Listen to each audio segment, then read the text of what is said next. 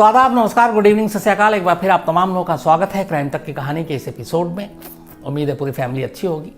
एक update Nirbhaya case में वो ये कि होम मिनिस्ट्री ने आज एक सुप्रीम कोर्ट में एक मूव किया है, एक पिटीशन, और होम मिनिस्ट्री की तरफ से ये कहा गया है कि जो फांसी में बहुत सारी अड़चनें और जिसका फ़ायदा उठाते हैं क्रिमिनल, उसको दूर किया जाना चाहिए। जैसे 2014 के सुप्रीम कोर्ट के रूलिंग में ये कहा गया है कि डेथ वारंट साइन होने के बाद 14 दिन का वक्त दिया जाना चाहिए। कहा गया कि ये ज़्यादा है, 7 दिन में हो जाना चाहिए।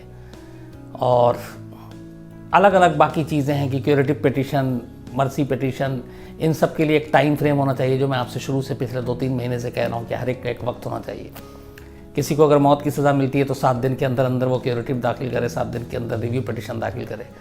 इवन मर्सी पिटीशन की भी एक टाइम फ्रेम याद होनी चाहिए। तो वो सारी चीज़ें जो अब तक हम लोग 2 महीने से बात कर रहे थे, उन चीज़ों का अब एहसास हुआ और केंद्र सरकार ने, गृह मंत्रालय ने आज सुप्रीम कोर्ट में ये दाखिल किया है और कहा है कि इसका लोग नाजायज़ फ़ायदा उठाते हैं। तो अब सुप्रीम कोर्ट देखिए क्या कहती है, क्योंकि सुप्रीम कोर्ट के ही रूलिंग के 2014 के ये खिलाफ चीज़ें दी गई हैं। तो अब सुप्रीम कोर्ट क्या करता है इस मामले में, क्या फ़ैसला लेता है, इसमें जब सुनवाई होगी तो आगे पता चलेगा। लेकिन अभी सेंट्रल गवर्नमेंट ने टाइम फ्रेम को लेकर ये एक पिटीशन दाखिल की है सुप्रीम कोर्ट में। ये तो रही अपडेट निर्भया केस से जुड़ी हुई। अब सीधे खबर पर आते हैं, आज की कहानी पर आते हैं। कुछ साल पहले अमिताभ बच्चन के पास एक फ़ोन आता है। फ़ोन करने वाला अपने आप को एक बैंक का एग्जीक्यूटिव मैनेजर बताता है और अमिताभ बच्चन से कहता है कि उनके कुछ अकाउंट में अपडेट और ये सारी चीज़ें हैं, तो कुछ इन्फॉर्मेशन मांगता है। अमिताभ बच्चन इन्फॉर्मेशन दे देते हैं, क्योंकि बच्चन साहब को ये लगा कि बच्चन साहब उन्हें कौन ठगेगा। इस गलतफहमी के शिकार होकर वो जो बेसिक थोड़ी जानकारी थी वो दे देते हैं। थोड़ी देर के बाद पता चलता है कि अमिताभ बच्चन के अकाउंट से 5 लाख रुपए निकल गए। जब उन्हें पता चला तो पता चला कि ऐसे ही कोई लेन देन उन्होंने किया नहीं। इसके बाद उनके मैनेजर, बाकी लोगों ने जब खंगाला बैंक को, फिर फ़ोन किया, तो पता चला कि उनके अकाउंट से वो 5 लाख रुपए एक ख़ास जगह से निकाले गए। बात आई गई होगी। दिल्ली में एक सेंट्रल मिनिस्टर के पास एक फ़ोन आता है, एक बैंक का manager, state bank of India, कहता कि मैं एग्जीक्यूटिव बोल रहा हूँ, आपकी सैलरी का जो अकाउंट है उसको थोड़ा अपडेट करना है, उसके लिए बेसिक इन्फॉर्मेशन चाहिए। अब केंद्रीय मंत्री, सेंट्रल मिनिस्टर सोच भी नहीं सकता कि कोई उसको चूना लगा सकता है। वो बेसिक जानकारी दे देते हैं। बाद में पता चलता है कि उनके अकाउंट से करीब 2 लाख रुपए किस्तों में निकल गए। जब इसका एहसास होता है तो फिर वो पार्लियामेंट स्ट्रीट थाना में, जहाँ पे पार्लियामेंट आता है जिस जुरिस्डिक्शन में, वहाँ कंप्लेंट लिखाते हैं। उसके बाद फिर पता चलता है कि वो फ़ोन जो आया था और वो जो पैसे हैं वो एक ख़ास जगह से। केरल के एक एमपी, उनके पास एक बैंक से फ़ोन आता है। उनके बैंक के डिटेल्स ज़रूरी मांगे जाते हैं, डेबिट कार्ड के, और OTP मांगा जाता है, वो भी दे देते हैं। करीब 3.5 लाख रुपए उनके अकाउंट से पैसे निकल जाते हैं।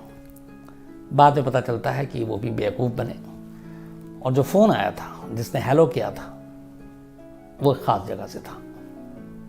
इसके बाद एक यूपी के MLA के पास फ़ोन आता है। उनसे कहा जाता है कि आपके अकाउंट और ये सारी चीज़ें अपडेट हो रही हैं, आपको एक बेसिक जानकारी देनी है, अभी ऑनलाइन हाथ का हाथ हो जाएगा। वो भी इस भरोसे में आते हैं और उसको दे देते हैं। उनके अकाउंट से कुछ पैसे निकल जाते हैं। वो हेलो और वो फ़ोन और वो जो किया था जिसने सब कुछ, वो भी एक ख़ास जगह से था। ONGC की एक अफसर, बड़े ऊंचे पोस्ट पे, वो रिटायर होती हैं, गुजरात में थी। उनके पास एक फ़ोन आता है। उनका कुछ बैंक और बाकी कुछ ऐसे बड़ा कुछ काम था। तो एक अफसर का फ़ोन आता है बैंक से, अपने आप को बताता है, मैडम से बातचीत होती है और धीरे धीरे किस्तों में उनके बैंक से करीब 62 लाख रुपए वो निकाल लेता है। गुजरात पुलिस जांच करती है, पता चलता है वो हेलो जो कहा गया था वो एक ख़ास जगह से था।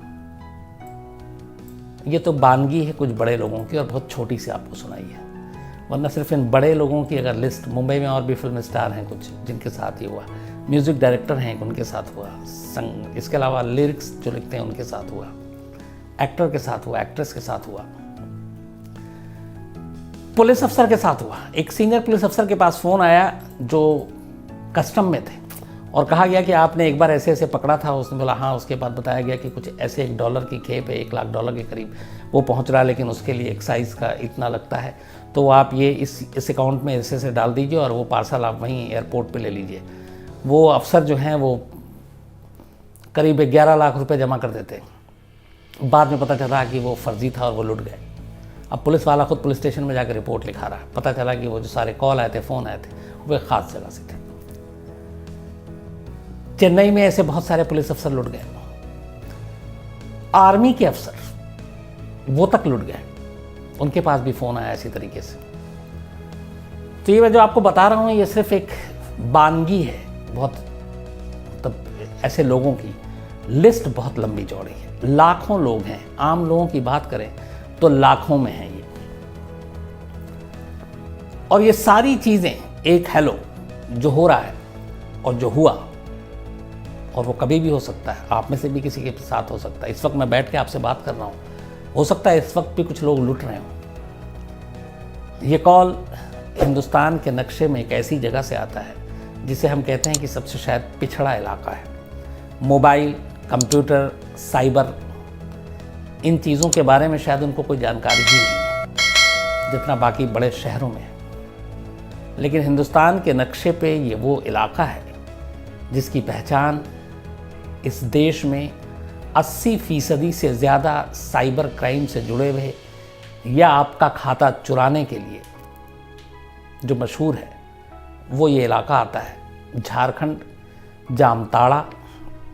जामताड़ा में ख़ास तौर पर, जामताड़ा ज़िले के अंदर करीब 150 गांव हैं और उनमें से एक गांव जो इसको लीड करता है उसका नाम है करमाटांड। करमाटांड गांव। जामताड़ा मैं 2 बार गया हूँ। अगर आप बाय ट्रेन से जाते हैं तो एक आसनसोल है, उससे जस्ट 20 मिनट पहले ये स्टॉपेज पड़ता है, और आसनसोल से कोलकाता जो है वो करीब 2.5 या 3 घंटे का रास्ता है। तो आसनसोल से करीब 20 मिनट पहले ये जामताड़ा है। जामताड़ा एक पिछड़ा हुआ पूरा इलाका, ज़्यादातर हिस्सा वहाँ का जंगल, और जामताड़ा में करीब 150 या 160 गांव आते हैं। उन गांव में जो मेन काम है वो खेती बाड़ी का है। गरीबी बेहद ज़्यादा है, बेरोज़गारी बहुत सारी है, और उसके बाद भी वहाँ से एक साइबर क्राइम का यूं चलन शुरू होना अपने आप में चौंकाता है कि कैसे एक गांव, एक बेहद पिछड़े गांव जहाँ पे बिजली भी दिन भर में सिर्फ 5 घंटे आती है, और उन 5 घंटों में सबसे ज़्यादा जो काम होता है उस गांव में वो होता है अपने अपने मोबाइल फ़ोन को चार्ज करना, क्योंकि वो 5 घंटे की चार्जिंग उनके अगले 19 घंटे का काम करता है।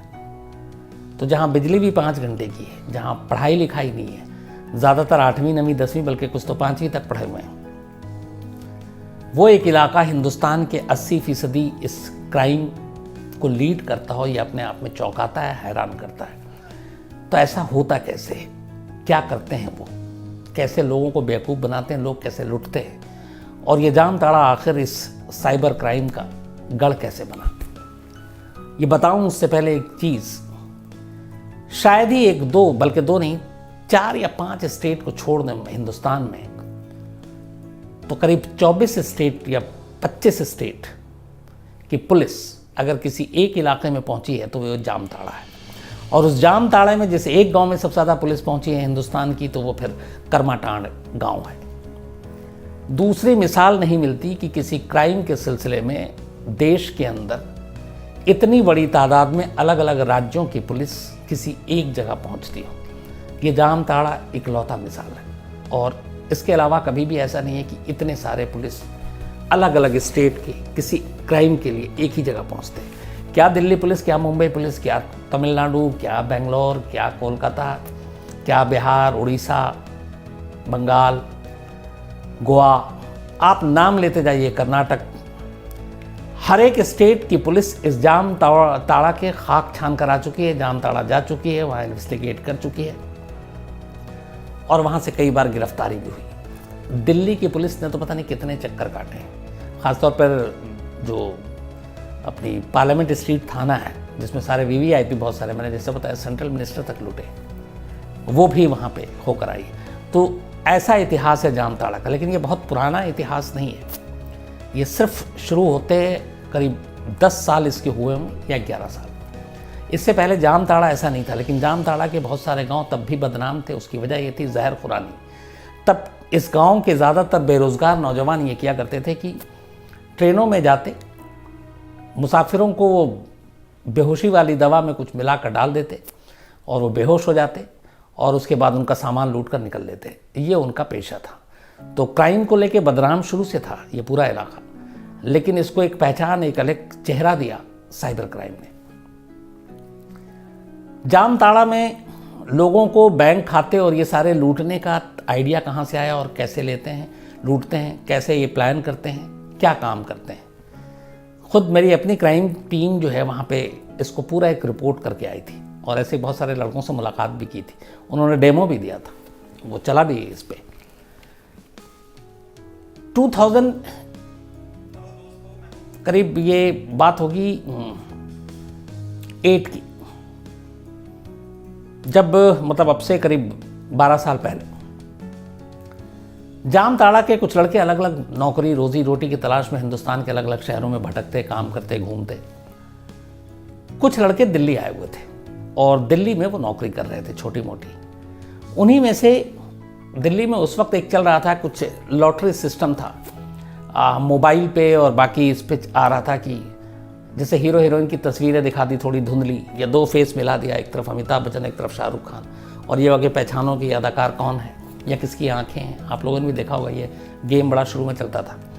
तो उस पर होता था कि मोबाइल पे आप ये बताएंगे तो आपको इतना इनाम मिलेगा, आपको ये चीज़ें मिलेंगी। तो इनमें से कुछ लड़कों ने ये गेम खेलना शुरू किया और उसके बाद वो उस पर ये भी होता था कि जो आप करते थे मैसेज या उसके पैसे लगते थे।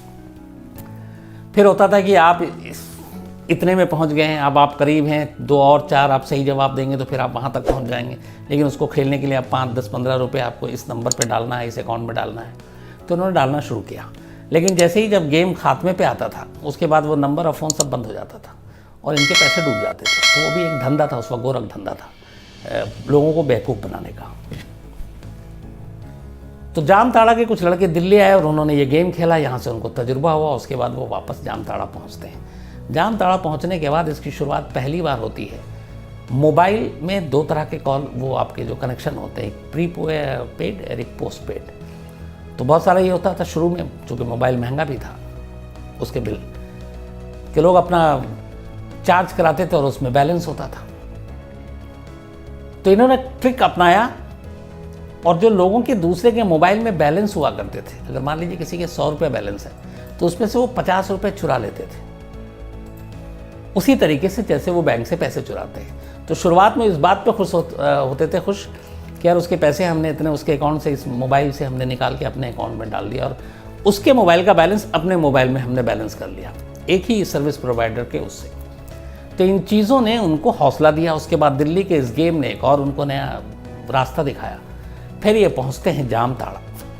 शुरुआत 5-6 लड़के मिल के करते हैं। ये अलग अलग नाम से सिम खरीदते हैं और उस वक्त तक ये सारे जो ई अकाउंट या इस तरह की चीज़ें बहुत वो नहीं थी। लोग तब भी बैंक में जाकर लाइन लगाना और लेन देन, कैश, चेक,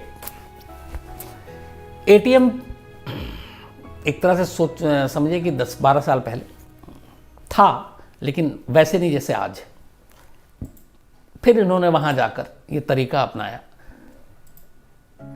कि हेलो मैं ICICI बैंक से बोल रहा हूँ, हेलो मैं SBI बैंक से बोल रहा हूँ, हेलो मैं इंडियन बैंक से बोल रहा हूँ, आपका अकाउंट क्लोज होने वाला है क्योंकि उसमें ये चीज़ें कमियां हैं। तो अब सामने वाला घबरा जाए। और इन्होंने पहले ट्रेनिंग ली, देखा सुना कि बैंक वाले बात कैसे करते हैं। अब 2 चीज़ें थी, ट्रेनिंग, बात करने का तरीका और क्या क्या बोलते हैं, इसके ऊपर पूरी इन्होंने स्टडी की। लेकिन एक जगह पे मार खा रहे थे, वो ये था कि ज़्यादातर जो बैंक के एग्जीक्यूटिव फ़ोन करते हैं वो इंग्लिश में बात करते हैं। अब आ गया है वो कि आप 1 नंबर हिंदी में बात करना तो 1 दबाइए, अंग्रेज़ी में बात करना 2 दबाइए। तो लेकिन उस वक्त ज़्यादातर जो डायरेक्ट कॉल करते हैं, ये तो कस्टमर केयर का नंबर हो गया। लेकिन अगर आपके पास फ़ोन आता है तो अगर किसी बैंक एग्जीक्यूटिव का, तो आप देखेंगे आमतौर पे वो इंग्लिश में बात करते हैं। तो इनको ये लगा कि इसमें बहुत ज़्यादा पढ़े लिखे नहीं थे, लेकिन कुछ लोगों ने बाकायदा इंग्लिश की ट्रेनिंग ली और उन चीज़ों की जो चीज़ एक एग्जीक्यूटिव अफसर बैंक का एक अपने कस्टमर से बात करता है।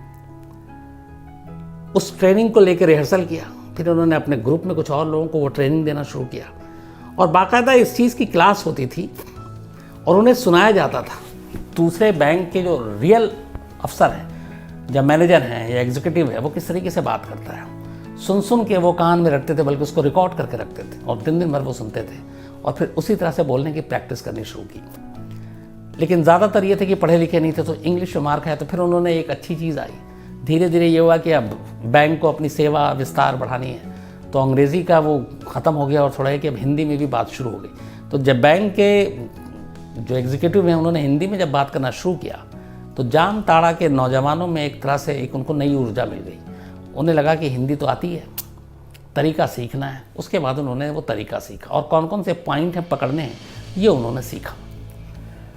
उसके बाद अब इनका खेल शुरू होता है।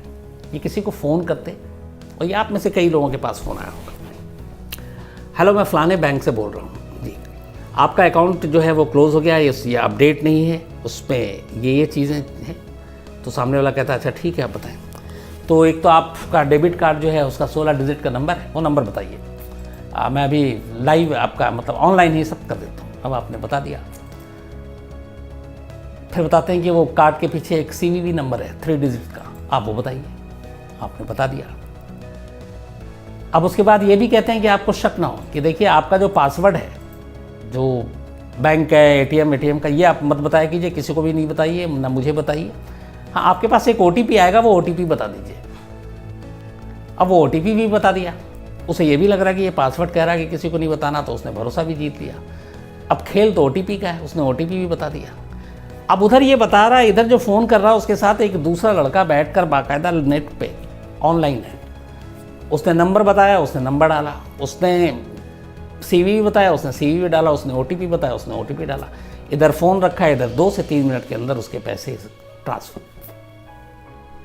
3 मिनट का खेल है टोटल। तो इस तरीके से इन्होंने फ़ोन कर करके लोगों को बेवकूफ़ बनाना शुरू किया। धीरे धीरे ये चीज़ें कई बार पकड़ में भी आई, लोग थोड़े अलर्ट भी हुए। तो वक्त बीतने के साथ अब ये हुआ कि दिन भर में अगर एक लड़का एवरेज जो है उनका 5 से 50 कॉल करता है, उनमें से कई बार होता है एक दिन में ही कई बार 10 ऐसे फंस जाते हैं मुर्गा। कई होता है कि 2-4 दिन के बाद मिलते हैं, लेकिन आता कोई ज़रूर है। और इस तरीके से करीब 150 गांव के जो लड़के हैं, उन सब ने, जो शुरुआती लड़कों ने ये काम शुरू किया, फिर उनके पास उन्होंने पैसे देखे, उनका रहन सहन देखा। और जामताड़ा जहाँ ज़्यादातर खपराइल और मिट्टी के घर हैं, 2010 के बाद बल्कि 15 से वहाँ वो सारे झोपड़ियाँ और वो सारी चीज़ें टूटनी शुरू हो गई। पक्के और अच्छे ऊंचे ऊंचे मकान बनने शुरू हो गए। जो साइकिलों पे मुश्किल से चलते थे, SUV गाड़ियाँ वहाँ आ गई। एक पान की दुकान चलाता है, उस पान की दुकान वाले के घर में SUV की 2 गाड़ियाँ थी, AC, और बाकी जो भी आराम और आसाइश की चीज़ें हैं वो सारी चीज़ें थी। जब एक बार रेट पड़ा तो उस पान, बल्कि हमारी जो टीम गई थी तब भी मिली, तो उसने पूछा कि आप, ये घर आपका है? उसने कहा हाँ, ये दोनों गाड़ी आपकी। उसे ये भी नहीं मालूम था कि उसको SUV कहते हैं। उसने बोला हाँ। उसने कहा AC भी है मेरे पास, लेकिन यह है कि 5 ही घंटे बिजली आती है, तो अब सोच रहे हैं जनरेटर बड़ा वाला ले लूँ। तो उसने पूछा कि ये आपका धंधा क्या? तो उसने कहा पान की दुकान है। तो उसने कहा पान की दुकान से आप इतनी सारी चीज़ें? बोला नहीं, वो मेरा बेटा ये सब करके दिया, इधर पिछले 6 महीने या 1 साल से कुछ नहीं दे रहा। तो उसने कहा ऐसा? उसने क्या किया? उसने कहा पता नहीं, वो कुछ फ़ोन पे नौकरी करता है।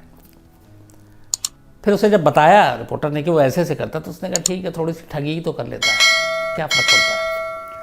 लेकिन इन मकानों को, इन गाड़ियों को, इनके रहन सहन जो तेज़ी से बदला, उसको देखते हुए बाकी के 150 गाँव थे, उन सब ने इस रास्ते को अपना लिया। लेकिन इसमें एक नारायणपुर और एक ये जो आपको बताया है करमाटांड, ये 2 गांव सबसे ज़्यादा इसलिए बदनाम हुए कि जो मोबाइल के टावर थे वो सबसे नज़दीक यहाँ पे इन 2 गांवों के थे, और इस टावर से इनको कनेक्शन बड़ा साफ मिलता था। तो बाकी के जितने गांव के लड़के हैं वो भी इसी गांव में आ जाते। कई बार ये पेड़ पर बैठकर कस्टमर को फ़ोन करते थे कि मैं फ़लाने बैंक से बोल रहा हूँ, ताकि क्लियर हो आवाज़ और नेटवर्क साफ़ हो। जब हमारी टीम गई थी तब 2-3 ऐसी जगह पे मिले जहाँ पेड़ पे लड़के बैठे हुए थे। तब उसने बताया था कि ये काम पे लगे हुए हैं। तो आप सोचिए, पेड़ से बैठ के बैंक चला रहे हैं वो। धीरे धीरे जब पुलिस की टीम पहुंचने लगी और फिर ये हुआ कि नज़रें रखी जाने लगी, तो उन्होंने दूसरा तरीका अपनाया। अब चूंकि उनके पास पैसे भी आ गए, अब वो कार में एसयूवी में बैठते और बाकायदा अपना पूरा लैपटॉप वैपटॉप लेकर और वो लॉन्ग ड्राइव पे निकल जाते हैं, और उस लॉन्ग ड्राइव के दौरान में जितने कस्टमर फंस सकते हैं उनको फंसाते। ये इनका तरीका हुआ। लगभग हिंदुस्तान की 25 स्टेट की पुलिस वहाँ पे पहुँची, 1000 से ज़्यादा लोगों को गिरफ्तार किया गया, उनके पूरे काम धंधे के बारे में पता किया गया। लेकिन आज भी साइबर एक्ट के तहत हमारा कानून इतना ढीला है कि इन लोगों को आसानी से वहाँ पे जमानत मिल जाती है और ये बाहर भी आ जाते हैं। कहते हैं कि इस गांव के जितने भी लड़के हैं जो जिनकी उम्र बल्कि 14 साल से ऊपर है, वो सारे के सारे इसी काम में लगे हुए हैं। लोगों के खातों को हैक करना, उनके पैसे निकालना। कई बार ऐसा हुआ जब बीच में नोटबंदी आई अपने यहाँ, तो उनको थोड़ी सी दुश्वारी आने लगी थी, क्योंकि लोग कैश वैश तो निकालते नहीं थे। और तो इन्होंने क्या किया कि उनके जो डेबिट कार्ड थे उसके नंबर लेकर इन्होंने शॉपिंग करनी शुरू कर दी। क्लोन का काम भी इन्होंने शुरू किया, और वो सामान खरीदते और उसके बाद उसको कम कीमत पे आगे बेच देते। तो इस तरीके से भी पैसा कमाना इन्होंने शुरू किया। इतना कुछ बढ़ गया और जामताड़ा इतना बदनाम हो गया, चूँकि हर दिन वहाँ पे किसी ना किसी स्टेट की पुलिस को पहुँचना जब शुरू हुई, गांव वाले भी फिर कई बार तो पुलिस की टीम पे हमला कर दिया गया। मीडिया का तो अब हालत यह है कि वहाँ पे आप जाओ तो पिट जाओ। तो वो बाहरी लोगों को देख के खुश नहीं होते, उन्हें लगता है कि उनकी वजह से ही यहाँ पे ये पूरा इलाका बदनाम हो गया है, और बार बार पुलिस आती, लड़कों को ले जाती। कई बार तो पुलिस को घेर के बंधक बना लिया, बाद में फोर्स भेजनी पड़ी उनको छुड़वाने के लिए। ये हालत है जामताड़ा की। तो इन सारी चीज़ों को देखते हुए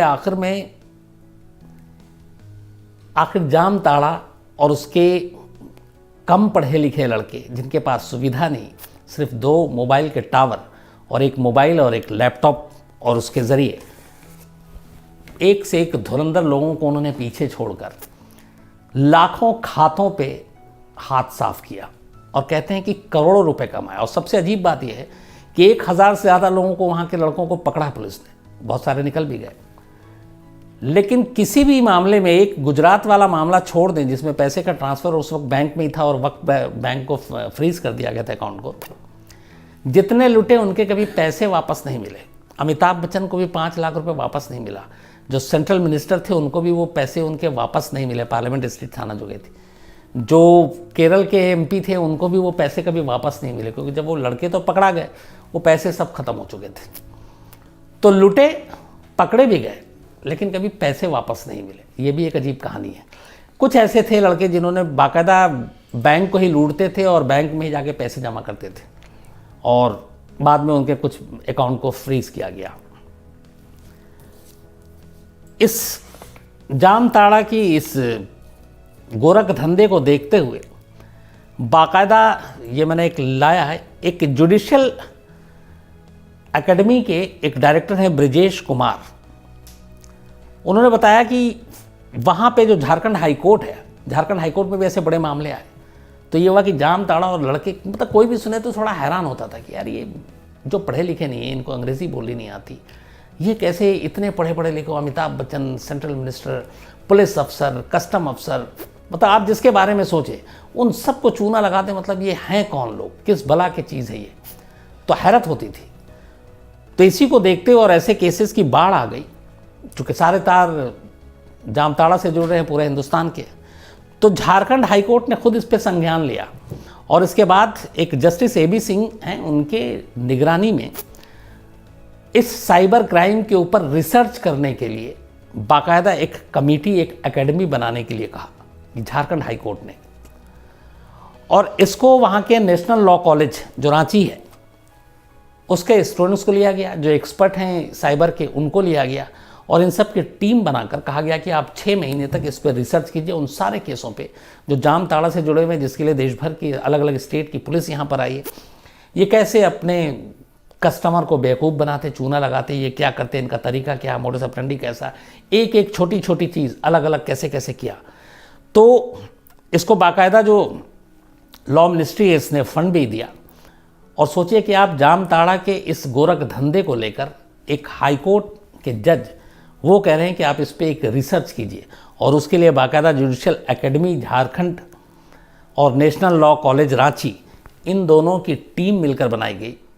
अभी मुझे नहीं मालूम इस रिसर्च, मुझे लगता है इसका वो पूरा हो गया 6 महीना, तो इनका निचोड़ क्या आया, क्या पब्लिक हुआ कि नहीं हुआ, मैं कोशिश करूँगा उनके रिपोर्ट्स को सामने लाने की, अगर वो सामने आने के लिए वो देते हैं तो ज़रूर बताऊँगा। लेकिन आप ये अंदाज़ा लगाइए कि किस तरीके से मतलब रिसर्च करने के लिए हाईकोर्ट तक को आगे आना पड़ा, जामताड़ा की ये पहचान बन गई। अब ये तो आपको बताया कि वो कैसे करते हैं, क्या करते हैं, उन्होंने डेमो भी दिया फ़ोन पे बात करके। एक आदमी फ़ोन करता है, दूसरा आदमी ऑनलाइन रहता है, जो आप अपडेट अपना दे रहे हैं वो फटाफट उसमें डालता जाता है और आपके अकाउंट से पैसा उसी वक्त निकल जाता है। OTP भी आपसे मांग रहा है, तो OTP भी डाला और क्लियर हो गया।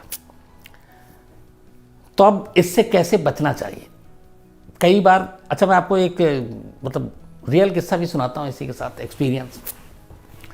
बहुत पहले मेरी वाइफ के बाद एक फ़ोन आया था और उसने कहा कि आपका ऐसे ऐसे अच्छा, मैं ऑलरेडी बीच में बताया था कि इस तरह के बड़े गोरख धंधे चल रहे हैं।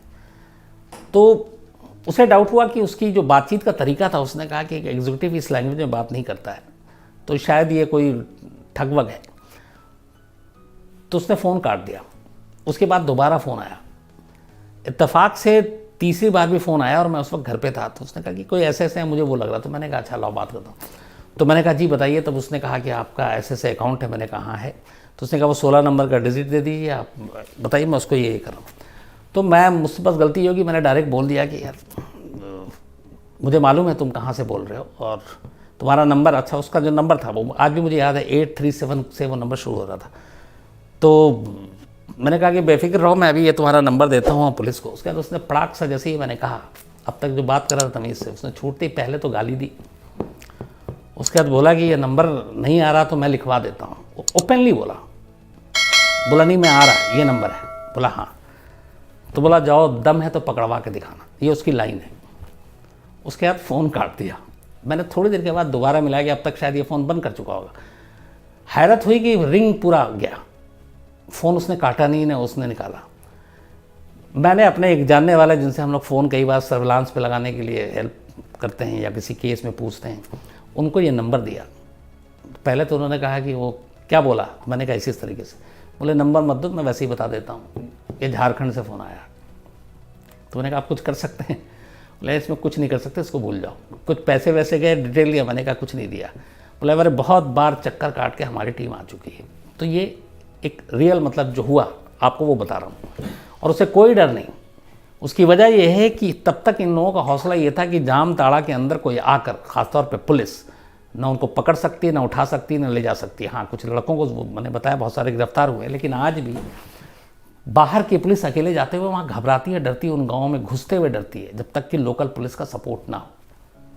और उन्हें भी पता है, कानून के बारे में भी पता है कि आके पकड़ भी लेंगे तो कितने दिन, बहुत पैसे जमा कर लिए, आराम से ज़मानत मिल जाएगी, कुछ दिन के बाद फिर देखा जाएगा। और वही है, जितने पकड़े गए हैं वो सब ज़मानत पे भी बाहर हैं। तो ये जो इनका तरीका, उससे बचने का जो उपाय है वो सिंपल सा है, जो मैंने नोट करके लाया था।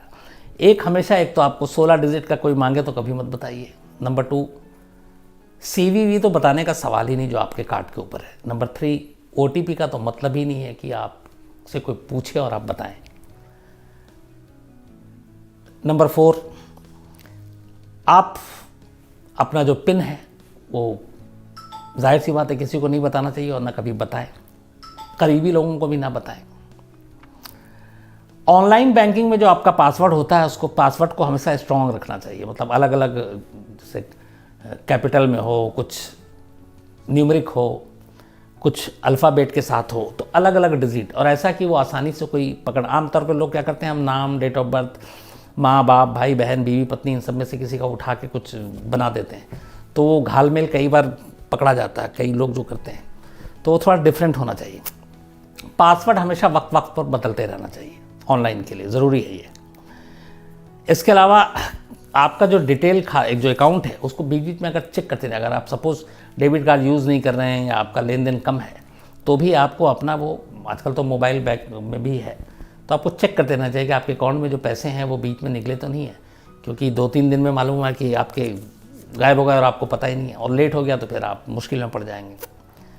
कई बार फेसबुक और सोशल मीडिया पे भी आपको अलग अलग फ्रेंडशिप आती है जिसको आप जानते नहीं हैं। एक तो उसको आप एक्सेप्ट ना करें अगर आप उसको जानते नहीं हो तो, क्योंकि उनके ज़रिए भी बड़ी लूटपाट होती है, आप तक वो पहुंचते हैं फेक उसके ज़रिए।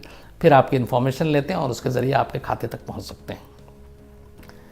सबसे इंपॉर्टेंट चीज़, कभी जब एटीएम में आप जाते हैं तो कोशिश कीजिएगा कि आजकल एक नया चलन हो गया है क्लोन करने का, क्लोनिंग। कई जगह पे ऐसा होता है कि आपने कार्ड डाला, उसके अंदर वो पहले से ही कुछ चिपका देते हैं, उसमें सारा वो आ जाता है और फिर वो रबड़ या प्लास्टिक का होता है, वो निकाल लेते हैं। कई जगह ऐसा होता है कि कुछ जगह पे ख़ास एक कैमरा इस तरीके से लगा देते हैं कि आपका पासवर्ड और वो सारी चीज़ें वो देख सकें। तो इससे बचने का उपाय ये है कि जो भी अच्छे इलाके, अच्छी जगह है जहाँ पे भीड़ भाड़ है, गार्ड है, आप वहाँ अगर आपको पैसे की ज़रूरत है एटीएम का वहाँ पे इस्तेमाल करें। सुनसान जगह पे, दूर दराज, वहाँ के एटीएम को अवॉइड करें, इसलिए कि कभी भी कुछ हो सकता है। हमारी टीम में एक अनुज मिश्रा है जिसने करीब उसके 50,000 रुपये अभी 2 महीने पहले वो आया और उसके थोड़ी देर के बाद उसका ट्रांजेक्शन दिखाया 50,000। तो पता चला कि वो मिर्ज़ापुर से ट्रांजेक्शन हुआ। वो हैरत में है कि मैं तो यहाँ हूँ और 15 मिनट के अंदर मिर्ज़ापुर से कैसे हो सकता है, वो बहुत दूर है। तो पता चला वो सारा खेल हो गया था। ऐसे बैंक ने खैर फिर माना तो वो पैसे वापस आ गए थे। तो इससे बचना चाहिए। एटीएम पे कभी भी आपका जो पिन है वो दूसरों को अपना दिखाएं। एटीएम सोच समझ के यूज़ करें। कोई भी आपसे कॉल पे या मेल पे या किसी भी सिलसिले में, या आपके इवन आधार कार्ड, KYC, किसी के लिए भी वो मांगता हो कि डेबिट कार्ड, उसके नंबर, ये वो, तो पहली फुर्सत में आप उसको साफ मना कर दीजिए। जब आपके पास एटीएम में डेबिट कार्ड मिलता है तो उस पर एक तो अपना साइन फ़ौरन कर देना चाहिए। इसके अलावा जब आप कोई शॉपिंग करते हैं, जाते हैं, तो कई बार आप स्वैप कराते हैं, तो वहाँ पे भी नज़र रखनी चाहिए जो स्वैप कर रहा है उसके ऊपर भी, कि उसका वो कुछ ना बदले। पिन नंबर हमेशा आपको बदलते रहना चाहिए। इसके अलावा आप अगर ऑनलाइन बैंकिंग करते हैं तो कोशिश ये कीजिएगा कि किसी दूसरे के टर्मिनल पे, किसी दूसरे के कंप्यूटर पे कभी अपना वो लॉगिन ना कीजिए। ऑनलाइन अगर आप बैंकिंग करते हैं, आपका अगर अपना है वर्क स्टेशन पे तो ठीक है, आपके घर पे है, बिल्कुल कीजिए। आप कहीं गए, अब किसी जगह पे और आपको ज़रूरत पड़ गई और आपने किसी का सिस्टम ले लिया या लैपटॉप ले लिया और उसके ऊपर आप लॉगिन कर रहे हैं, तो वो आपको मुसीबत में डाल सकता है।